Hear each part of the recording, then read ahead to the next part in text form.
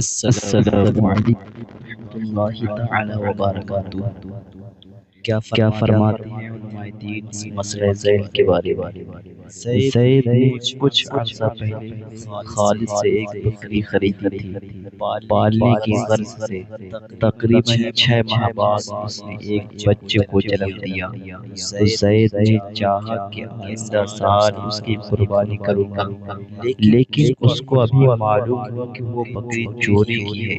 جب زید نے خالد سے معاملے کی تحقیق کی تو معلوم ہوا کہ خالد نے جس شخص سے بکری کو خریدا تھا وہ چور ہے، یعنی اس نے بکری چوری کر کے خالد کے ہاتھ فروخت کی اور پھر اس سے زید نے خرید لی۔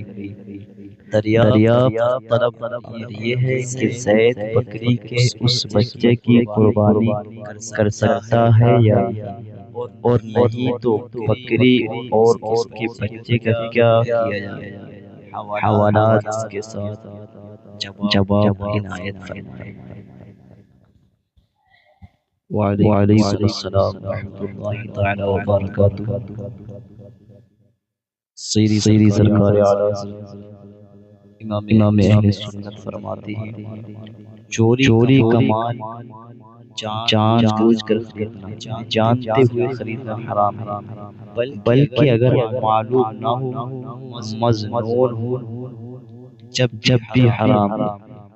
مثلا کوئی جاہل شخص، اس کے مورثین بھی جاہل تھے، کوئی علم کتاب بیچنے کو لائے اور اپنی ملک بتائے، اس کے خریدنے کی اجازت نہیں، اور اگر نامعلوم ہے نہ کوئی واضح قرینہ تو خریداری جائز ہے۔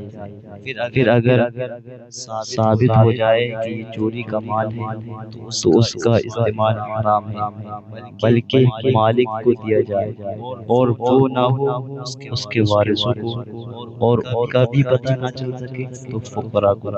فتح و رضویہ کتاب البیوع میں آپ ملاحظہ فرما سکتے ہیں۔ لہذا زید کو جب معلوم ہو گیا کہ یہ جانور چوری کا تھا تو اس کی قربانی نہیں کر سکتا۔ اب زید اس جانور کو اصل مالک کے حوالے کر دے، اگر مالک نہیں ہے تو اس کے وارثین کو دے دے، اگر یہ بھی نہ پتہ چلے تو اس جانور کو فقراء کے حوالے کر دے اور چور سے تاوان وصول کرے۔ واللہ اعلم بالصواب۔